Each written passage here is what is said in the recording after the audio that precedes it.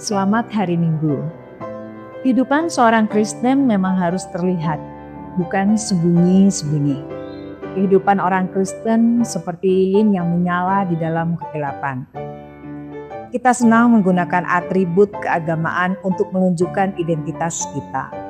Menggunakan salib sebagai kalung, anting, ataupun tato. Akan tetapi hal itu sebenarnya tidak bisa menunjukkan siapa kita.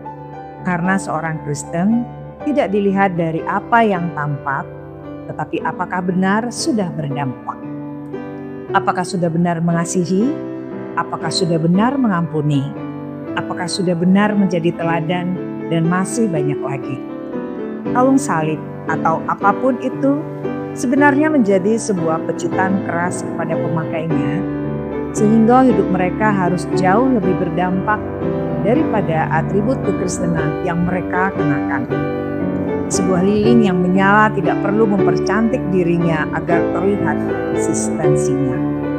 Karena semua orang akan merasakan dan mensyukuri dampak cahaya yang terpancar dari lilin tersebut. Sebuah lilin hanya perlu diletakkan di tempatnya dan menyala. Memang harus terlihat, tetapi yang terpenting adalah nyala lilinnya. Karena tidak ada gunanya lilin itu cantik dan indah jika tidak menyala di dalam kegelapan. Melalui firman Tuhan hari ini, kita akan merenungi sudah sejauh mana hidup kita berdampak bagi sekitar. Apakah kita lilin yang menyala atau hanya sekedar lilin cantik dan indah tetapi padam. Sehingga di tengah kegelapan dunia hidup kita ini memang eksis, tetapi ternyata tidak berdampak. Ibadah GKI Yasmin hari Minggu 8 Februari 2026 akan dilayani oleh Ibu Pendeta Angela Natalia Christina dari Gereja Sahabat Indonesia. Marilah kita memulai ibadah dengan menyanyikan lagu pembuka dari Kidung Jemaat 65 bait 1 dan 2, Cakrawala dan Malaikat.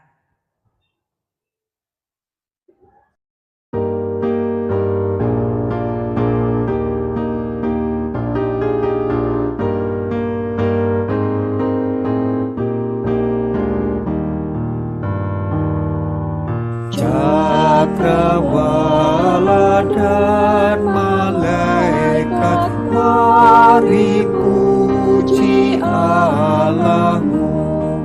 Surya, bulan, bintang-bintang, puji yang menciptamu. Allah Bapa telah bersabda, jagat patuh padanya.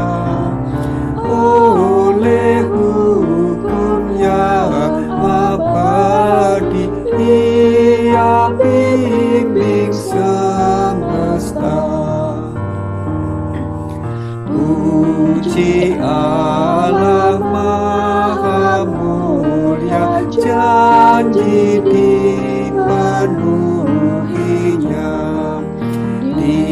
Diberinya kemenangan bagi yang dipilihnya. Maut dan dosa dikalahkan, umat Allah selamatlah.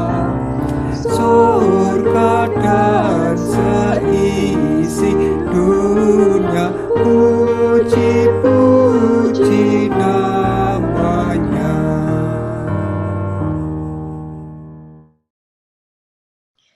Terimalah votum dan salam. Pertolongan kita adalah di dalam nama Tuhan yang menjadikan langit dan bumi, yang kasih setianya kekal selama-lamanya.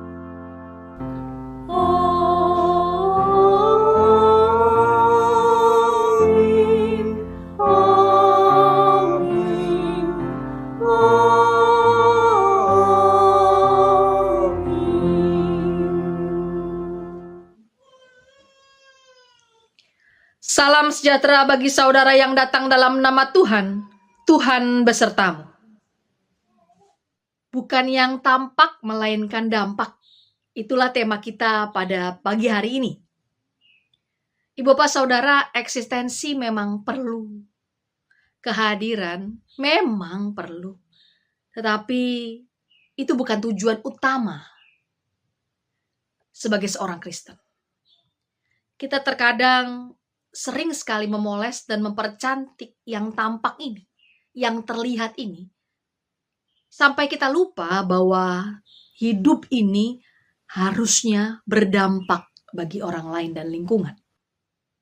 Tema hari ini akan mengingatkan kita, menjadi cermin besar bagi kita untuk melihat apakah kehadiran kita di dunia ini, dimanapun Tuhan percayakan kita berada, sudah berdampak belum bagi orang lain. Dan yang pasti dampaknya adalah positif dan sesuai dengan yang Tuhan perkenankan. Firman akan menuntun kita untuk melihat dampak apa yang akan kita berikan. Seperti lilinkah yang menyala, yang cahaya yang menerangi orang lain di dalam kegelapan, atau kita ini lilin yang mungkin padam atau menyala tetapi diletakkan di bawah gantang.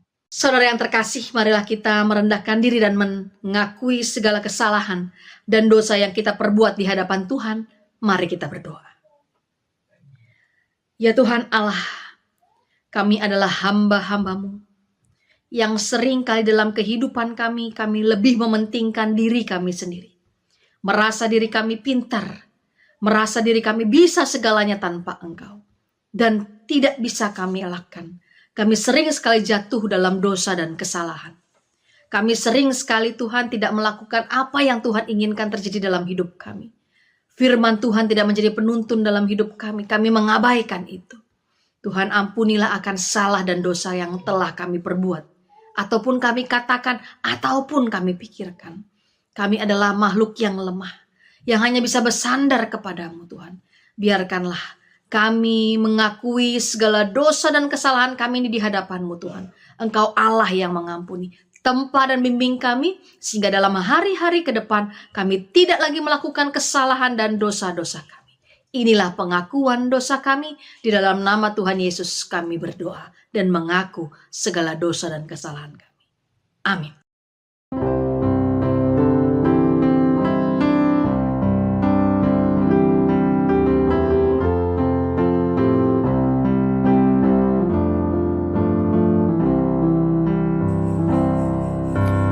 Dosa dunia hapuslah oleh kasih-Nya yang kudus. Aku pun dibasuhnya oleh darah-Nya yang kudus. Tak binasa jiwaku karena kasih-Nya penuh. Yesus Kristus Tuhanku, jadi juru selamatku.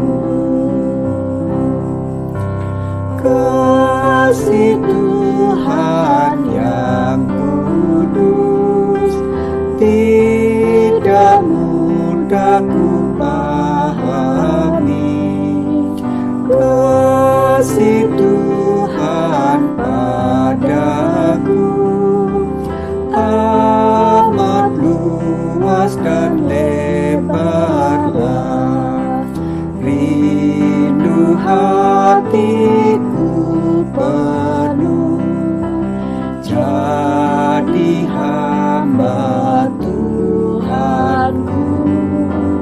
Ku berikan hidupku kini dan selamanya.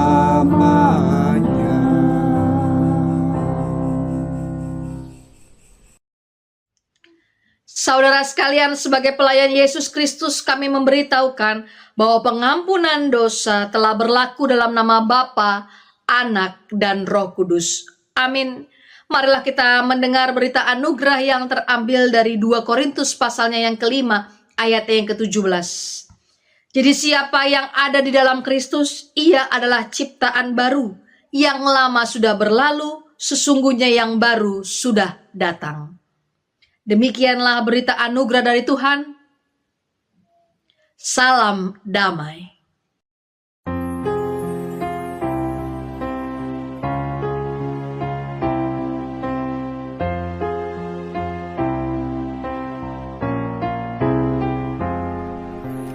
Kamu adalah garam dunia, kata Yesus Tuhan kita. Jika garam itu jadi tawar, tiada gunanya, tiada gunanya, tiada gunanya bagi dunia.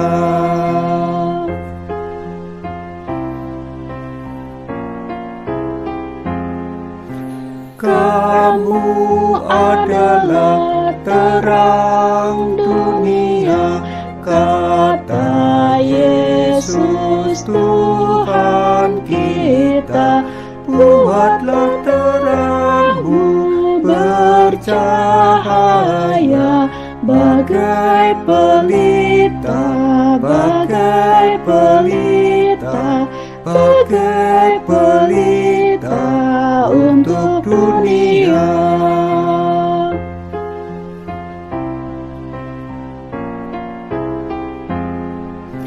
Aku adalah terang dunia, kata Yesus Tuhan kita. Siapa yang tetap mengikut aku, tak salah jalan, tak salah jalan, tak salah jalan dalam dunia.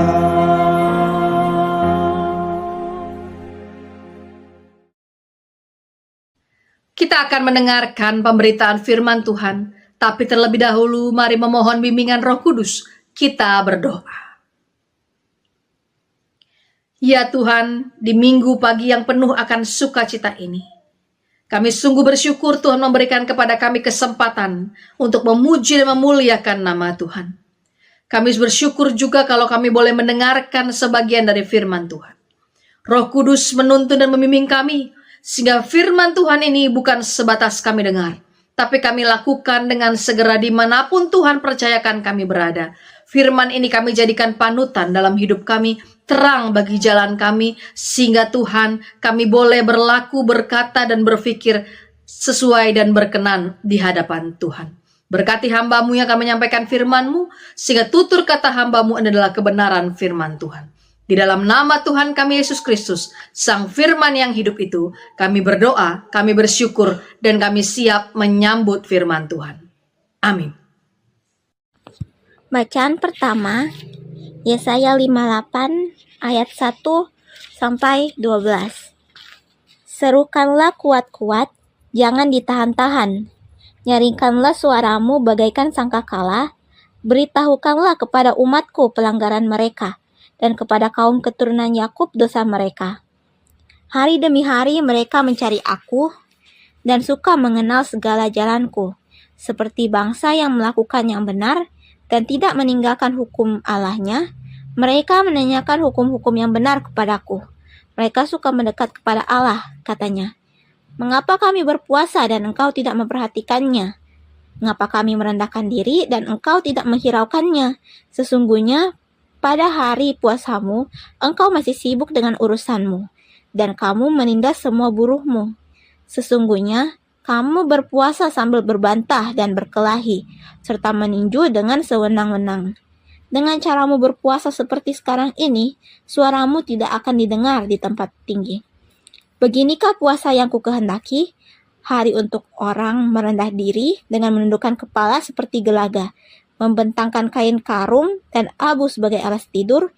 Itukah yang kau sebut puasa, hari yang disukai Tuhan? Bukan, berpuasa yang kukehendaki ialah supaya engkau membuka belenggu-belenggu kelaliman dan melepaskan tali-tali kuk, supaya engkau memerdekakan orang yang teraniaya dan mematahkan setiap kuk, supaya engkau memecah-mecah rotimu bagi orang yang lapar dan membawa ke rumahmu orang miskin yang tidak punya rumah.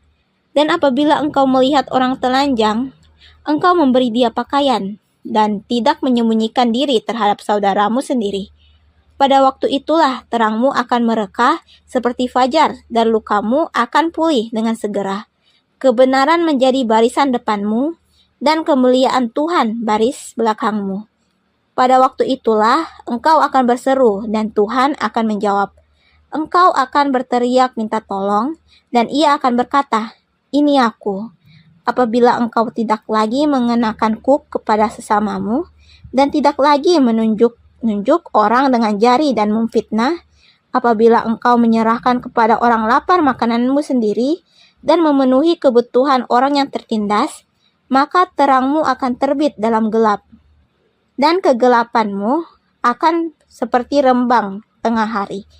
Tuhan akan menuntut engkau senantiasa dan memenuhi kebutuhanmu di tanah yang gersang, serta membarui kekuatanmu. Engkau akan seperti kebun yang diairi dengan baik dan seperti mata air yang tidak pernah mengecewakan. Reruntuhan yang sudah berabad-abad akan kau bangun lagi, dan dasar yang diletakkan oleh banyak keturunan akan kau perbaiki. Engkau akan disebut yang memperbaiki tembok yang bolong, yang memperbaiki jalan supaya seluruhnya layak huni. Demikian firman Tuhan. Menanggapi bacaan pertama, kita akan membaca Mazmur 112 ayat 1 sampai 10. Bahagia orang benar. Haleluya. Berbahagialah orang yang takut akan Tuhan, yang sangat suka kepada segala perintahnya. Anak cucunya akan perkasa di bumi. Angkatan orang benar akan diberkati. Harta dan kekayaan ada dalam rumahnya, kebajikannya tetap untuk selamanya. Di dalam gelap terbit terang bagi orang benar, pengasih dan penyayang orang yang adil. Mujur orang yang menaruh belas kasihan dan yang memberi pinjaman, yang melakukan urusannya dengan sewajarnya. Sebab ia takkan goyah untuk selama-lamanya. Orang benar itu akan diingat selama-lamanya. Ia tidak takut kepada kabar celaka, hatinya tetap penuh kepercayaan kepada Tuhan. Hatinya teguh, ia tidak takut, sehingga ia memandang rendah para lawannya. Ia membagi-bagikan, ia memberikan kepada orang miskin, kebajikannya tetap untuk selama-lamanya, tanduknya meninggi dalam kemuliaan. Orang fasik melihatnya, lalu sakit hati, ia menggertakkan giginya, lalu hancur. Keinginan orang fasik akan menuju kebinasaan. Bacaan kedua, 1 Korintus 2 ayat 1 sampai 16. Demikian juga ketika aku datang kepadamu, saudara-saudara, aku tidak datang dengan kata-kata yang muluk atau dengan hikmat yang tinggi untuk menyampaikan rahasia Allah kepada kamu. Sebab aku telah memutuskan untuk tidak mengetahui apa-apa di antara kamu selain Yesus Kristus, yaitu Dia yang disalibkan. Aku juga telah datang kepadamu dalam kelemahan dan dengan sangat takut dan gemetar. Baik perkataanku maupun pemberitaanku tidak kusampaikan dengan hikmat yang meyakinkan, tetapi dengan bukti kekuatan roh. Supaya iman kamu jangan bergantung pada hikmat manusia, tetapi pada kekuatan Allah. Sungguh pun demikian, kami memberitakan hikmat di kalangan mereka yang telah matang, yaitu hikmat yang bukan dari dunia ini, dan yang bukan dari penguasa-penguasa dunia ini, yaitu penguasa-penguasa yang akan ditiadakan. Tetapi yang kami beritakan ialah hikmat Allah yang tersembunyi dan rahasia, yang telah disediakan Allah bagi kemuliaan kita sebelum adanya zaman. Tidak ada dari penguasa dunia ini yang mengenal hikmat ini, Sebab sekiranya mereka mengenalnya, mereka tidak menyalibkan Tuhan yang mulia. Tetapi seperti ada tertulis, apa yang tidak pernah dilihat oleh mata, dan tidak pernah didengar oleh telinga, dan yang tidak pernah timbul di dalam hati manusia, semua yang disediakan Allah untuk mereka yang mengasihi Dia. Kepada kita, Allah telah menyatakannya oleh Roh, sebab Roh menyelidiki segala sesuatu, bahkan hal-hal tersembunyi dalam diri Allah. Siapa di antara manusia yang tahu apa yang terdapat di dalam diri manusia selain roh manusia sendiri yang ada di dalam dia? Demikian pula lah, tidak ada orang yang tahu apa yang terdapat di dalam diri Allah selain roh Allah. Kita tidak menerima roh dunia, tetapi roh yang berasal dari Allah, supaya kita tahu apa yang dikaruniakan Allah kepada kita. Kami memberitakan hal-hal ini bukan dengan kata-kata yang diajarkan hikmat manusia, tapi yang diajarkan roh, sambil menjelaskan hal-hal rohani kepada orang-orang rohani. Manusia alami tidak menerima apa yang berasal dari roh Allah, karena hal itu baginya adalah suatu kebodohan. Ia tidak dapat memahaminya, sebab hal itu hanya dapat dinilai secara rohani. Namun, manusia rohani menilai segala sesuatu, tetapi ia sendiri tidak dinilai oleh orang lain. Sebab, siapakah yang mengetahui pikiran Tuhan, sehingga ia dapat menasihati Dia? Namun, kami memiliki pikiran Kristus. Demikian firman Tuhan.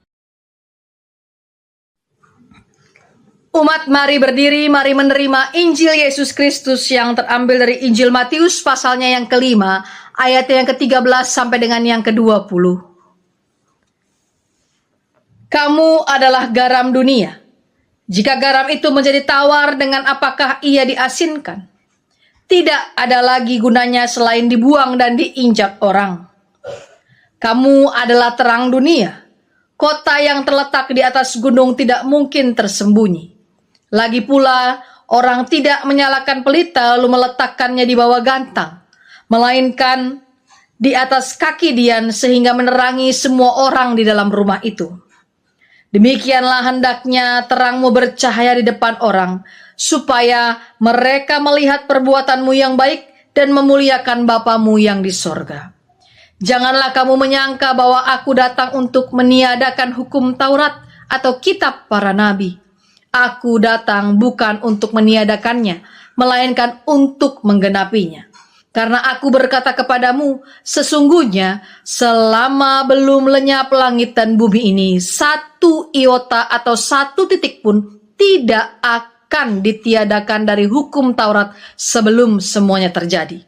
Karena itu, siapa yang meniadakan salah satu perintah hukum Taurat sekalipun yang paling kecil dan mengajarkannya demikian kepada orang lain, ia akan menduduki tempat yang paling rendah di dalam kerajaan sorga. Tetapi siapa yang melakukan dan mengajarkan segala perintah-perintah hukum Taurat, ia akan menduduki tempat yang tinggi di dalam kerajaan sorga.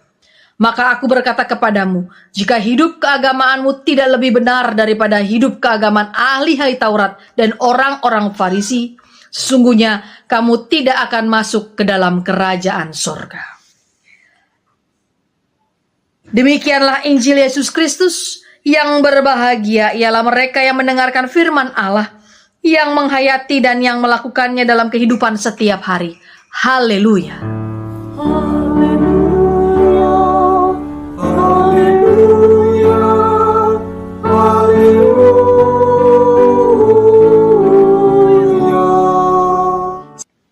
Shalom, selamat pagi Bapak Ibu yang terkasih dalam Tuhan kita Yesus Kristus. Pagi hari ini dalam ibadah Minggu 8 Februari 2026, kita akan merenungkan firman Tuhan yang kita baca secara leksionari di pagi hari ini.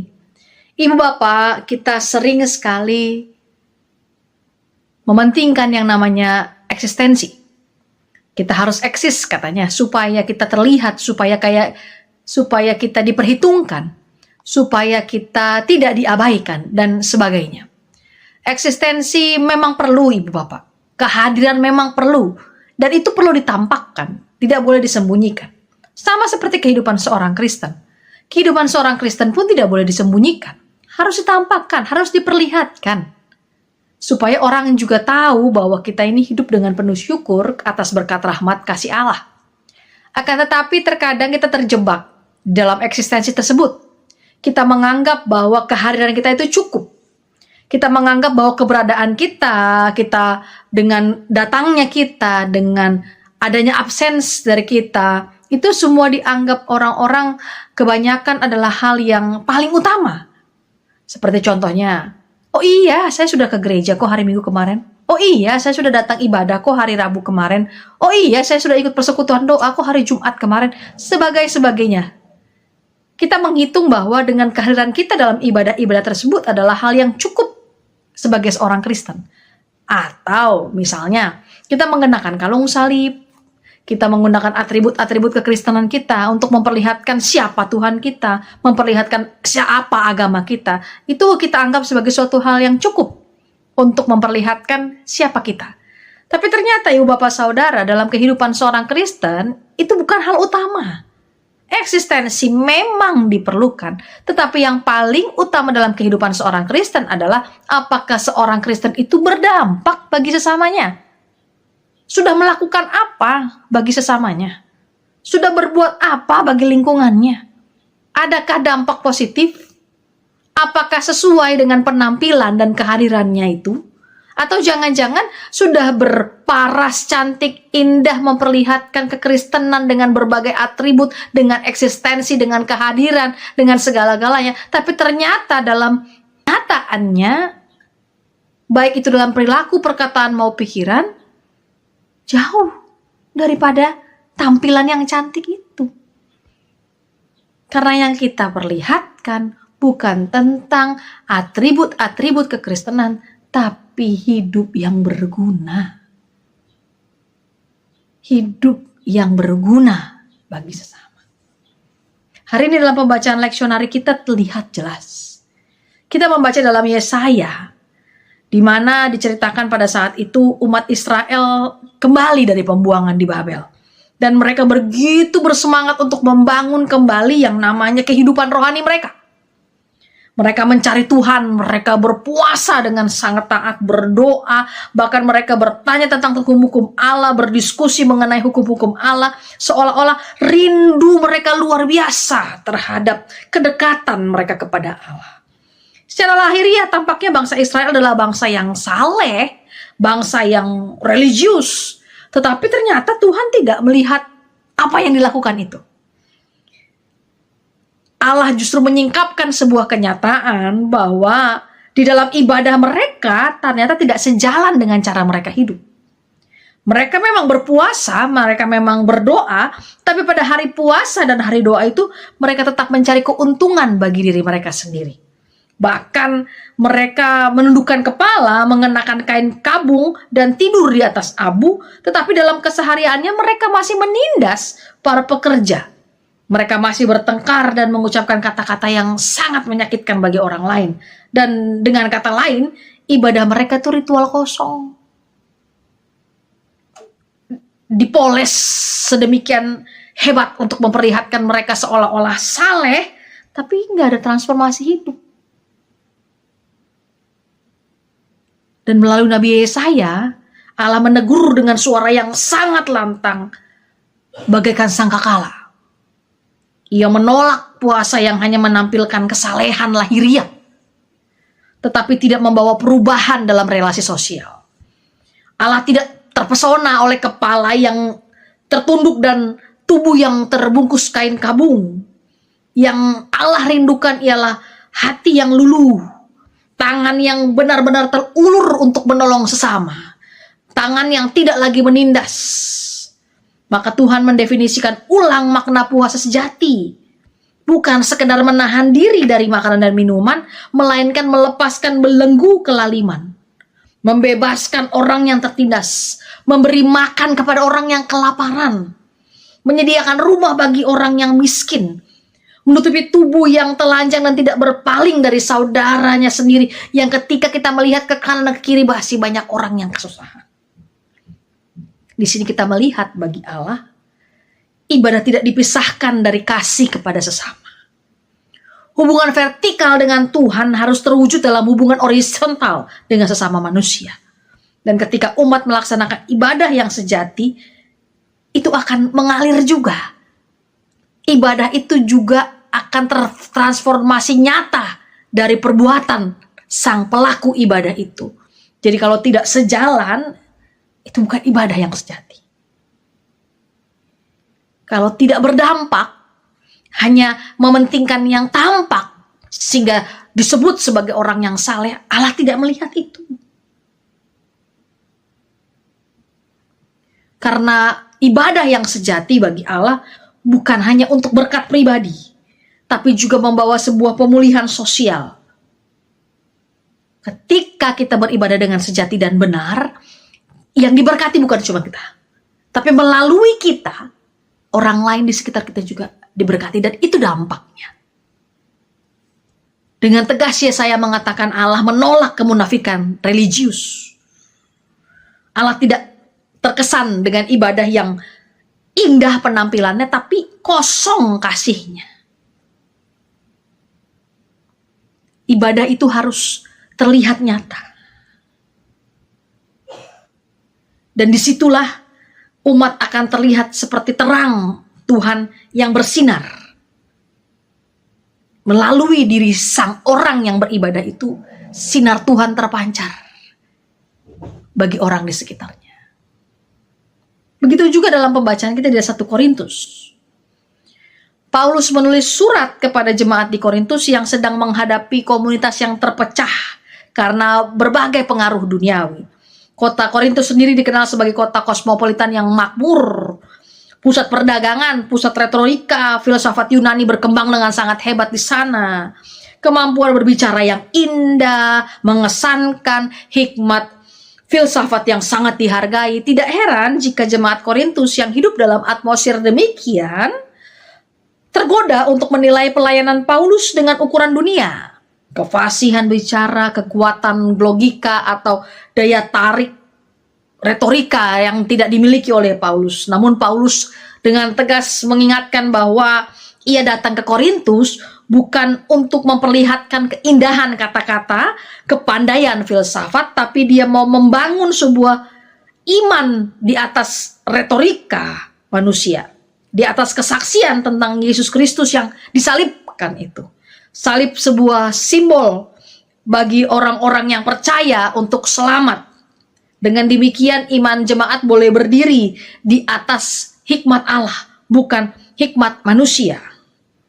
Bagi Paulus, Injil bukanlah suatu teori yang dapat diperdebatkan dengan logika manusia, melainkan sebuah pewahyuan ilahi yang hanya dapat dimengerti dengan pertolongan Roh Kudus, yang hanya dapat dipahami dengan iman.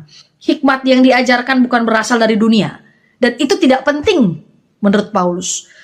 Yang diperlihatkan oleh manusia dengan kecantikan, kepandaian, retorika dan sebagainya itu tidak penting. Apa yang tidak pernah dilihat oleh mata, tidak pernah didengar oleh telinga, dan tidak timbul dalam hati manusia, semua itu disediakan Allah bagi mereka yang mengasihi Dia. Ini jelas sekali Bapak Ibu. Yang artinya keselamatan dari Kristus Yesus melalui karya Allah itu melampaui semua sumber daya nalar manusia. Yang terpenting bukan apa yang dilihat oleh mata. Yang terpenting bukan apa yang didengar oleh telinga, yang mengenakkan, yang sorga telinga. Yang ketika orang mendengarnya seperti enak sekali, mendayu-dayu dan sebagainya. Bukan soal itu yang diperkatakan oleh Paulus. Tetapi hanya melalui Roh Kuduslah segala sesuatu tidak bisa tersembunyi dari hati Allah. Mau dipoles dengan kecantikan retorika yang demikian hebat, tetapi Allah melihat ketulusan hati seseorang. Allah melihat ketulusan hati seseorang mengasihi dia. Dan walaupun bagi manusia semua itu nampaknya sebagai sebuah kebodohan, dengan ketidakpandaian, dengan mungkin ketidakcakapan dalam retorika dan sebagainya, hanya manusia rohanilah yang hidup dipimpin oleh Roh Kudus dan dapat menilai segala sesuatu dengan benar. Makanya Paulus menutup percakapan itu dengan sebuah kalimat yang cukup tegas, tetapi kami memiliki pikiran Kristus. Ini jelas Ibu Bapak. Sama seperti Yesaya tadi, yang artinya yang terlihat di luar. Ini bukan soal mengenai kecakapan berkata, bukan mengenai penampilan cantik, indah, tampan, gagah dan sebagainya. Bukan mengenai seseorang yang dipoles, dicantik sehingga terlihat dia pandai untuk melayani, pandai untuk menyebarkan firman Tuhan. Tetapi bagi Paulus adalah orang yang dipimpin oleh Roh Kudus. Yang hidupnya dipimpin oleh Roh Kudus. Dan orang itu akan memancarkan terang itu. Tidak akan tersembunyi itu. Walaupun dibungkus dengan kecantikan dan kepandaian apapun, tetapi kalau hidupnya tidak dipimpin oleh Roh Kudus, tapi justru dipimpin oleh hikmat manusianya, itu tetap tidak benar dan tetap tidak akan terpancar keinginan Allah. Apa yang Allah perkenankan dalam kehidupan manusia tidak akan terlihat. Tetapi ketika orang itu dipimpin oleh kehidupan Roh Kudus, ketika orang itu benar-benar imannya percaya kepada Allah dan Allah menuntun kehidupannya, semua itu akan terpancar dari kehidupan orang tersebut dan itulah dampaknya. Dan orang lain akan merasakannya. Tidak mungkin tidak merasakannya. Tetapi kalau mengandalkan hikmat manusia, bisa saja mata kita terpuaskan, telinga kita terpuaskan, tetapi iman kita seperti kosong. Seperti tidak ada pancaran terang firman Allah yang kita dengar, yang kita lihat dari sosok orang tersebut. Dan pada akhirnya kita dipanggil untuk memiliki pikiran Kristus. Cara pandang yang dituntun oleh kasih, kerendahan hati, dan kuasa salib. Dan itulah kehidupan seorang Kristen. Seorang yang percaya, yang hidupnya dikuasai oleh itu. Dan dari semua itu akan menghasilkan suatu dampak yang luar biasa bagi orang di sekitarnya. Lalu kita membaca dalam Injil Yesus Kristus dalam Matius 5, di mana bagian dari khotbah di bukit. Salah satu ajaran Yesus yang paling mendasar dan paling terkenal mengenai hidup sebagai seorang murid. Menyampaikan dengan permulaan dalam Matius 5 mengenai ucapan bahagia, lalu Yesus melanjutkan dengan pengajaran-pengajaran dengan gambaran identitas seorang murid Kristus, di mana identitas yang paling terkenal adalah di mana murid Kristus adalah garam dan terang dunia. Lalu ia menegaskan relasinya dengan hukum Taurat dan para nabi. Yesus berkata jelas dalam pembacaan kita hari ini, kamu adalah garam dunia. Ibu bapak saudara dan saya jelas tahu apa itu garam. Tanpa garam banyak lauk, banyak sayur yang tidak bisa kita nikmati. Yang hanya sekedar dimasak dengan berbagai bumbu yang luar biasa, tapi kalau tidak dibubuhi dengan garam, sama saja sayur itu seperti tidak ada gunanya. Sayur itu seperti tidak bisa termakan karena tidak ada rasanya. Dan sebegitu pentingnya peran garam dalam kehidupan di dunia ini. Garam pada zaman itu memiliki dua fungsi, yaitu memberi rasa dan mengawetkan makanan. Dengan perumpamaan ini, Yesus menegaskan bahwa keberadaan murid-murid Kristus di dunia seharusnya membawa kualitas hidup yang berbeda. Harus memberikan rasa bagi dunia yang tawar.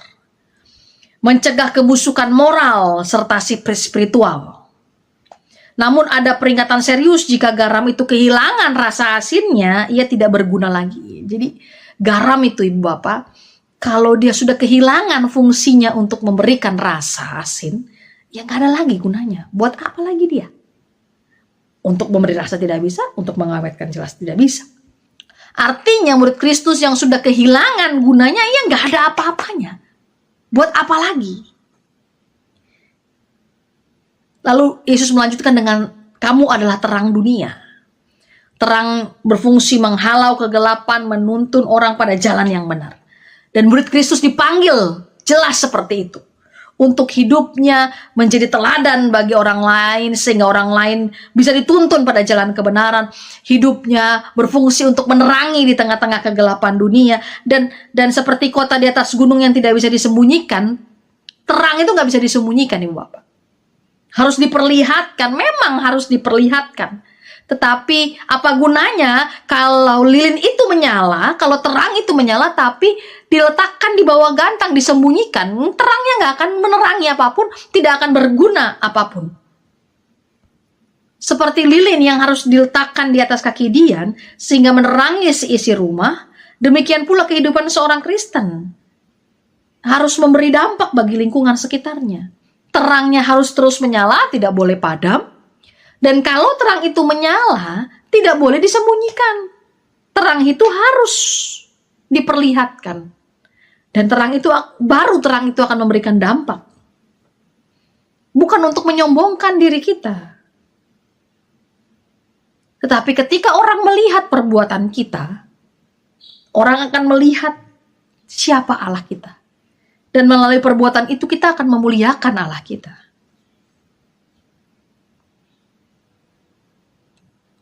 Lalu lanjutan dalam Matius pasal 5 ini, Yesus berbicara mengenai antisipasi akan pertanyaan besar. Ketika dia berbicara mengenai identitas para murid, dia mengantisipasi pertanyaan besar, apakah ajarannya itu berarti membatalkan hukum Taurat. Lalu Yesus memberikan sebuah peringatan, siapa yang mengabaikan perintah kecil sekalipun dan mengajarkannya demikian kepada orang lain akan disebut yang terkecil dalam kerajaan surga. Tapi siapa yang melakukannya dengan mengajarkan hukum itu akan disebut besar. Puncaknya Yesus menyatakan bahwa kebenaran para murid harus melampaui kebenaran ahli Taurat dan orang-orang Farisi. Dan ini menarik Ibu Bapak. Karena ketika melampaui kebenaran ahli Taurat dan orang Farisi, mereka mau masuk dalam kerajaan surga. Ini pernyataan yang radikal. Orang Farisi dan ahli Taurat adalah orang yang terkenal dengan kepatuhan lahiriahnya yang luar biasa kepada hukum Taurat. Orang tahu bahwa orang-orang ini digolongkan kepada orang-orang saleh. Mereka berteriak-teriak mengenai hukum Taurat di pinggir jalan, di tengah jalan, untuk menampilkan, untuk memperlihatkan kesalehan hidup mereka. Tetapi Yesus memperlihatkan dalam pembacaan kita hari ini, dia menyingkapkan bahwa kebenaran yang Allah kehendaki bukan sekedar kepatuhan lahiriah. Bukan sesuatu yang ditampakkan bahwa dia adalah orang yang saleh, orang yang dekat dengan Allah, melainkan kebenaran yang lahir dari hati dan itu dinyatakan dalam kehidupan sehari-hari. Itu dampak. Bukan yang tampak semata. Dengan demikian kebenaran yang Yesus maksud bukan soal kuantitas aturan yang ditaati, tapi kualitas hidup yang berakar dalam kasih dan ketaatan sejati kepada Allah. Jadi kalau sudah dikatakan berakar dalam kasih dan ketaatan sejati kepada Allah, tidak mungkin itu untuk kepentingannya diri sendiri. Tidak mungkin itu untuk memoles kesalehannya ya sehingga orang lain melihat dia adalah orang yang saleh dan sebagainya. Otomatis kalau kualitas hidupnya berakar dalam kasih dan ketaatan sejati kepada Allah, hidupnya pasti berdampak bagi orang lain. Hidupnya pasti bisa dilihat. Bukan sekedar eksistensi, tapi dirasakan. Kasihnya itu dirasakan. Taatnya itu bisa diperlihatkan. Bukan sekedar eksistensi. Bapak Ibu Saudara jemaat, tidak ada yang salah untuk rajin datang beribadah, untuk tekun berdoa, rajin berpuasa, memakai kalung salib yang begitu besar, mentato diri sendiri untuk memperlihatkan bahwa saya ini orang Kristen. Itu pertimbangannya dengan kesehatan. Tidak ada yang salah ketika kita dinilai dan dicap orang begitu saleh dengan segala sesuatu yang kita lakukan, yang kita tunjukkan bahwa kita ini adalah orang yang rajin untuk memuji, memuliakan nama Allah. Tidak ada yang salah dengan hal itu. Tetapi lihatlah melalui firman Tuhan kita hari ini. Allah tidak berkenan kepada orang-orang yang hanya menampilkan itu secara lahiriah, yang menampakkan itu, memoles itu dengan begitu cantik dan indah, hanya untuk dipandang mata, untuk enak dipandang mata, untuk enak didengar telinga, tetapi dalam kenyataannya hidupnya kosong, hidupnya tidak berdampak apapun bagi sesama di sekitarnya, orang yang dekat dengannya atau lingkungan yang ada di sekitarnya tidak merasakan bagaimana Allah hadir melalui sosok orang tersebut. Itu sudah salah. Itu sudah tidak benar. Karena ketika orang berdoa dengan tekun, berpuasa dengan tekun. Orang itu melakukan ibadah yang sejati dengan rajin beribadah, memakai kalung salib besar, menunjukkan bahwa ini adalah salib Kristus yang menyelamatkan saya. Harusnya kehidupannya itu nyata, terlihat. Orang lain yang di dekatnya akan sangat bersyukur dekat dengan orang tersebut. Orang lain yang hidup di dekatnya akan merasakan bagaimana luar biasanya kasih itu mengalir melalui orang tersebut. Akan merasakan damai sejahtera yang luar biasa. Akan merasakan keamanan, kenyamanan, kehangatan dari orang tersebut. Tetapi kalau sebaliknya, artinya kita sama seperti orang-orang Israel yang melakukan ibadah yang kosong. Kita sama seperti orang-orang di Korintus yang mementingkan kecakapan dari mata dan telinga. Yang menganggap bahwa semua orang itu dinilai secara manusia, bukan dari pandang Allah. Kita harusnya seperti garam yang memberikan rasa, yang mengawetkan. Kita seperti lilin yang menerangi, yang menuntun. Kita harusnya seperti itu. Sehingga orang lain yang melihat kita melalui perbuatan, perkataan, dan pemikiran kita itu juga akan memuliakan Allah. Karena tujuan kita untuk memuliakan Allah, Ibu Bapak. Jangan sampai orang melihat kita lalu mengatakan, oh wajar dia orang Kristen. Dia melakukan penindasan, wajar. Dia melakukan tindak kejahatan, wajar. Kata-katanya yang keluar bukan kata-kata berkat, tapi kata-kata makian, wajar. Tapi hendaknya orang melihat kita dan menilai kita, oh dia orang Kristen. Wajar dia mengasihi kita. Wajar dia membantu kita. Wajar yang keluar dari perkataannya adalah kata-kata berkat. Karena Allah Bapa di sorga telah memberkati dia duluan. Karena Allahnya orang Kristen telah memelihara dan mengajarkan itu terlebih dahulu. Rindu kita, keinginan kita membuat dunia, rumah kita bersama ini menjadi taman yang indah. Tempat di mana seluruh ciptaan bisa bernafas dengan lega dalam damai sejahtera bersama dengan Allah. Itu tujuan kita, Ibu Bapak. Jadi kalau Bapak, Ibu, dan saya menjadi batu sandungan atau sumber kesesakan orang lain, hati-hati untuk berkata bahwa saya ini murid Kristus. Murid Kristus tidak akan pernah menjadi sumber kesesakan bagi orang lain. Tetapi murid Kristus adalah sumber terang bagi orang lain, pemberi rasa bagi orang lain. Kita ini terang, kita ini garam. Kita perlu menampakkan itu. Tapi yang terutama, dampaknya. Sudah sejauh mana kehidupan Bapak, Ibu, Saudara, dan saya memberi dampak bagi sesama. Dampak positif, ya. Sudah sejauh mana dampak itu membuat orang lain mengenal siapa Allah kita. Tidak perlu memoles begitu cantik dan indah yang dipandang dan didengar. Tapi mari mulai dari saat ini, melalui terang firman Allah ini,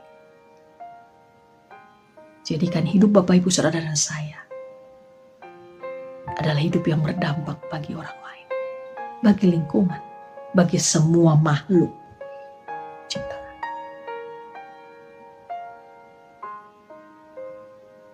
Tuhan memampukan kita dan memberkati kita dimanapun Dia percayakan kita berada. Amin.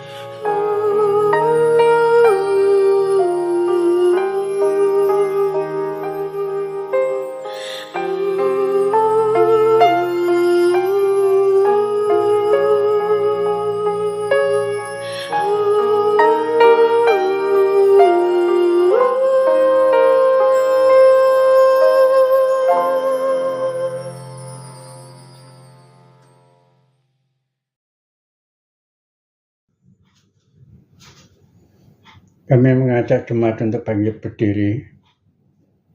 Marilah kita bersama dengan umat Allah di masa lalu, masa kini, dan masa depan mengingat pengakuan pada baptisan kita menurut pengakuan iman rasuli. Demikian. Aku percaya kepada Allah, Bapa yang Maha Kuasa, Khalik langit dan bumi, dan kepada Yesus Kristus, anaknya yang tunggal Tuhan kita, yang dikandung daripada Roh Kudus, lahir dari anak darah Maria, yang menderita sengsara di bawah pemerintahan Pontius Pilatus, disalibkan, mati dan dikuburkan, turun ke dalam kerajaan maut. Pada hari yang ketiga bangkit pula dari antara orang mati, naik ke surga, duduk di sebelah kanan Allah, Bapa yang Maha Kuasa. Dan dari sana ia akan datang untuk menghakimi orang yang hidup dan yang mati. Aku percaya kepada Roh Kudus, gereja yang kudus dan am, persekutuan orang kudus, pengampunan dosa, kebangkitan orang mati, dan hidup yang kekal. Amin. Jemaat dipersilakan duduk kembali. Bapak Ibu yang terkasih, kita akan menaikkan syafaat kita. Mari berdoa. Ya Tuhan Allah, kami sungguh bersyukur kalau pada pagi hari ini Tuhan memberikan kami kesempatan untuk memuji dan memuliakan nama-Mu dalam ibadah minggu hari ini. Ya Tuhan, dalam rasa syukur ini kami juga hendak menaikkan beberapa pokok doa syafaat kami. Kerinduan kami secara jemaat GKI Bapos Taman Yasmin ini Tuhan. Kami berdoa bagi bangsa dan negara kami dalam kehidupan berdemokrasi dan stabilitas politik, ekonomi, dan keamanan. Kiranya Tuhan memberkati negara kami ini, supaya negara kami ini tetap aman, tetap bersatu, kompak bersama. Berdoa bagi pemerintah, baik pemerintah pusat dan daerah, supaya apapun kebijakan yang mereka pilih, kebijakan yang mereka tentukan, itu adalah yang terbaik untuk rakyat Indonesia Tuhan. Jauhkan daripada pemerintahan kami ini korupsi, kolusi, dan nepotisme. Sehingga Tuhan berjalannya semua ketetapan di negara ini berjalan dengan baik, dan yang terutama sesuai dengan Engkau. Kami juga berdoa Tuhan bagi anak-anak Tuhan yang duduk di pemerintahan, yang Tuhan panggil dan pilih. Kiranya dalam komitmen mereka memegang teguh janji iman mereka untuk terus bisa jujur, untuk terus bisa memuliakan nama Allah, tidak tergoda dengan hal-hal apapun, sehingga di sana mereka terus bisa memancarkan terang firman Allah, bisa berdampak baik bagi sesama mereka.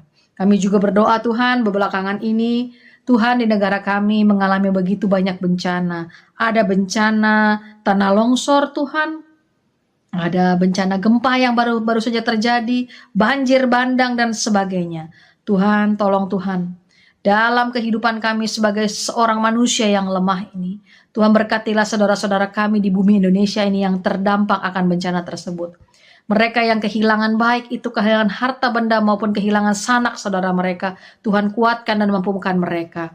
Dan ajarkan kepada kami yang Tuhan masih titipkan rezeki ini, yang Tuhan masih percayakan kehidupan ini, biarkanlah kami juga bisa membantu mereka baik melalui doa maupun dari rezeki yang boleh kami peroleh, sehingga mereka merasakan gandengan tangan dari Tuhan melalui kami. Beban mereka bisa sedikit Tuhan akan berkurang dengan bantuan dari kami. Tuhan, jaga bumi Indonesia ini. Bencana yang terjadi silih ganti di awal tahun 2026 ini cukup Tuhan, cukup membuat kami tersedih, cukup Tuhan membuat kami tersentak dan tersadar bahwa kami tidak bisa hidup tanpa kasih penyertaan Allah. Kiranya Tuhan menyertai para saudara-saudara kami yang terdampak bencana ini, sehingga mereka bisa menata kembali kehidupan mereka, kembali lagi menjadi kehidupan yang seperti sedia kala. Kami berdoa bagi kami secara jemaat. Kami juga dalam kehidupan kami dipenuhi dengan berbagai pergumulan dan kerinduan. Ada yang bergumul dengan keluarga, pekerjaan, pendidikan, anak-anak, dan sebagainya. Tuhan, kami berdoa bagi kami yang Tuhan titipkan umur yang begitu panjang, bagi saudara-saudara kami yang di usia sepuh, dalam usia lansia. Mereka yang mungkin secara fisik tidak lagi muda, ada banyak Tuhan kelemahan fisik yang boleh mereka rasakan. Tapi kami percaya gandengan tangan Tuhan bersama dengan mereka. Sehingga semangat mereka, semangat di usia lansia mereka untuk memuji memuliakan nama Tuhan adalah menjadi contoh yang terbaik bagi kami yang masih muda.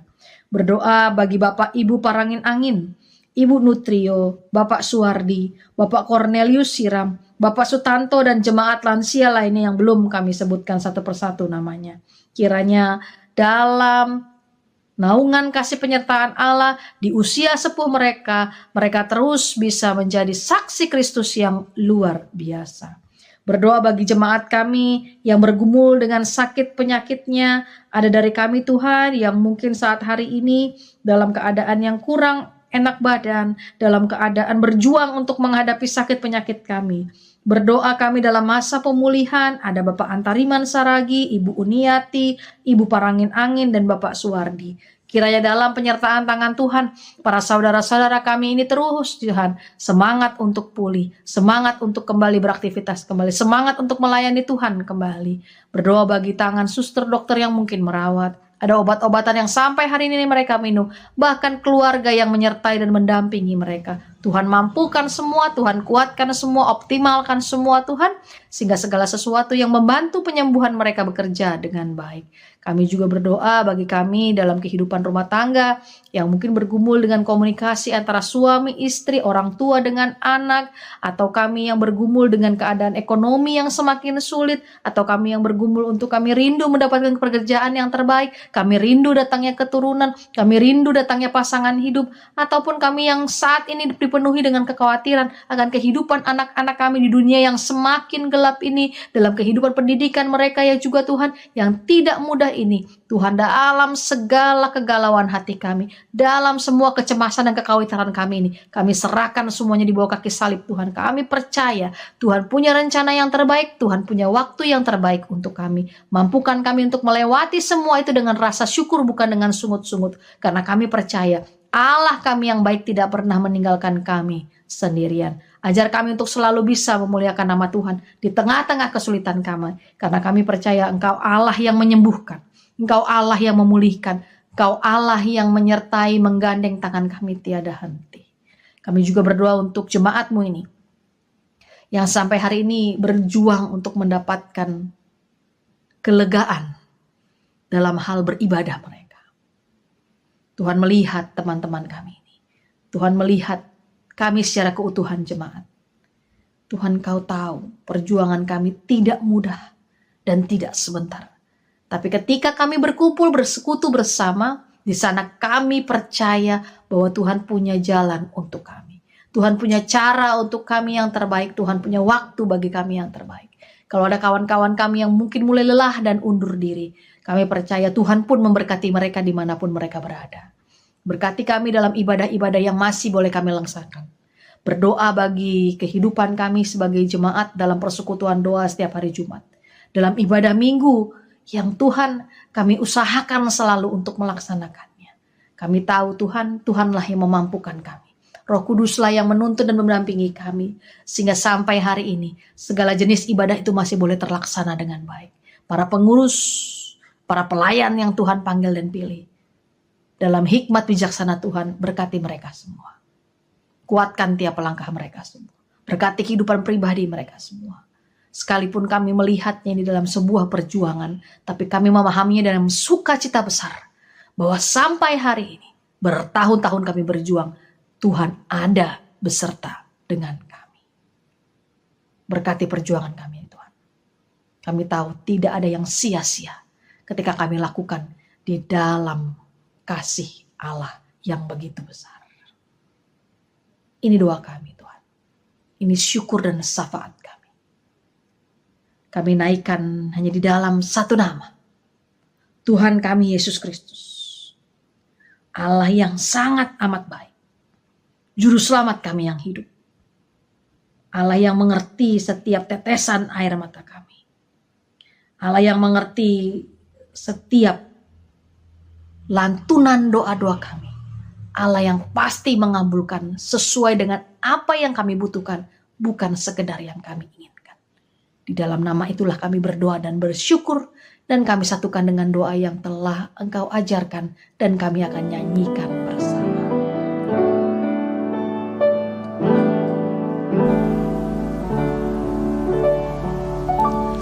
Bapa kami yang ada di surga, dikuduskanlah nama-Mu, datanglah kerajaan-Mu,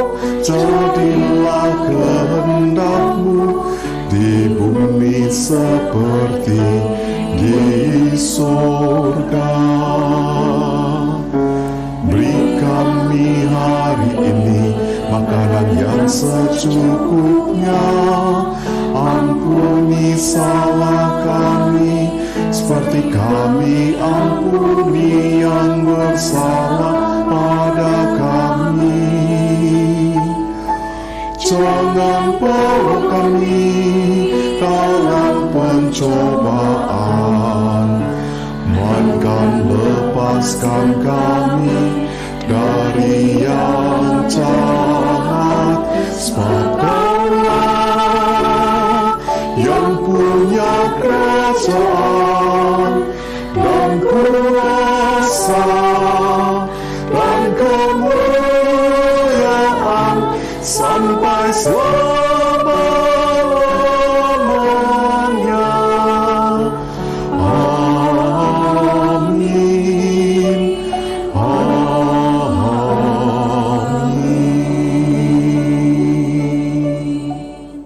Jemaat yang terkasih dalam Tuhan Yesus Kristus, kita akan membawa persembahan kita kepada Tuhan.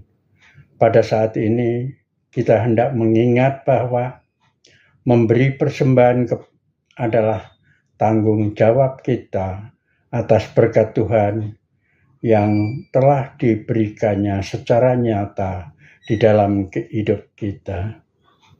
Sebuah ayat dari Mazmur 54 ayat 8 yang dikatakan demikian. Dengan rela hati aku akan mempersembahkan korban kepadamu, bersyukur sebab nama-Mu baik, ya Tuhan. Persembahan Bapak Ibu dapat dikumpulkan nanti diserahkan pada bendahara pada saat kita beribadah secara onsite, atau dapat Bapak Ibu transfer ke rekening seperti yang tercantum pada layar. Sebagai lagu persembahan kita ambil dari NKB 126, kita akan nyanyikan bait pertama sampai dengan ketiga dengan judul Tuhan Memanggilku dan seterusnya.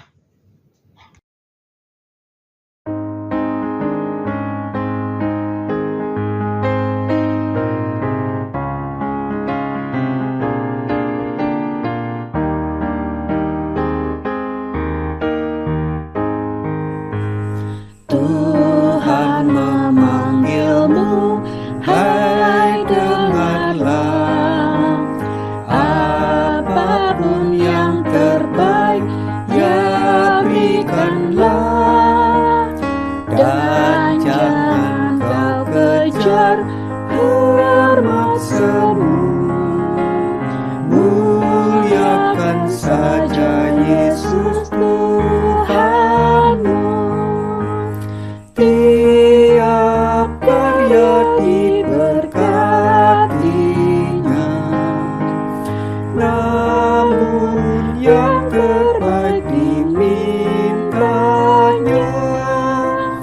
Walaupun tak besar talentamu, beri yang terbaik kepada Tuhanmu. Sanjungan dunia jauhkanlah, dan jangan kau dengar godaannya. Layani Tuhanmu dalam jerih, dalam hidupmu yang telah kau beri. Tiap karya diberkatinya, namun yang terbaik dimintanya. Walaupun tak besar talentamu, beri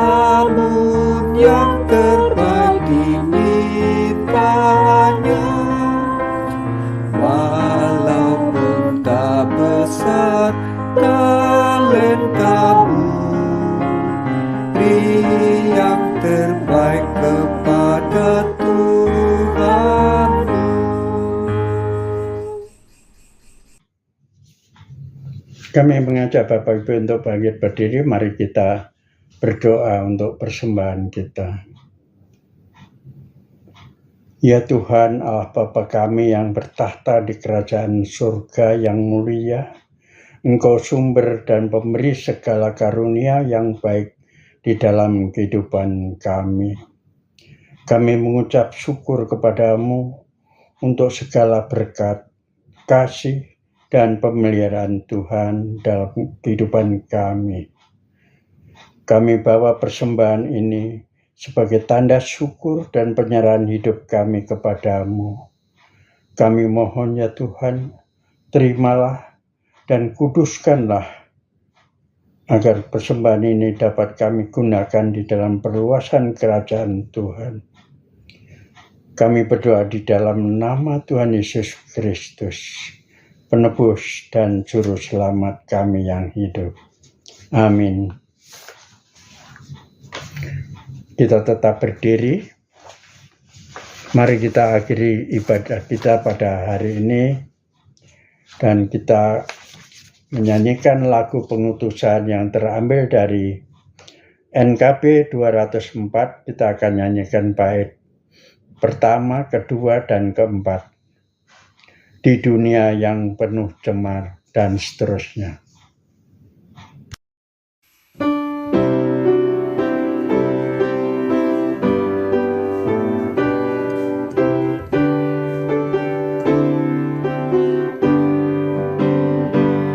Di dunia yang penuh cemar antara sesamamu, hiduplah saleh dan benar, nyatakan Yesus dalammu, nyatakan Yesus dalammu. Nyatakan Yesus dalammu, sampaikan firman dengan hati teguh, nyatakan Yesus dalammu. Hidupmu kitab terbuka, dibaca sesamamu. Apakah tiap pembacanya melihat Yesus dalammu? Nyatakan Yesus dalammu, nyatakan Yesus dalammu. Sampaikan firman dengan hati teguh, nyatakan Yesus dalammu. Hiduplah kini baginya, berjiwa tetap teguh. Bimbinglah orang tercela, melihat Yesus dalammu. Nyatakan Yesus dalammu, nyatakan Yesus dalammu. Sampaikan firman dengan hati teguh, nyatakan Yesus dalammu.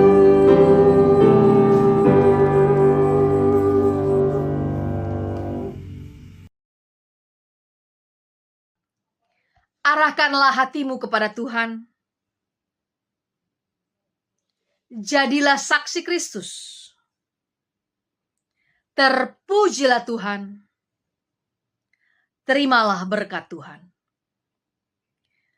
Tuhan memberkati engkau dan melindungi engkau. Tuhan menyinari engkau dengan wajah-Nya dan memberi engkau kasih karunia. Tuhan menghadapkan wajah-Nya kepadamu dan memberi engkau damai sejahtera. Haleluya.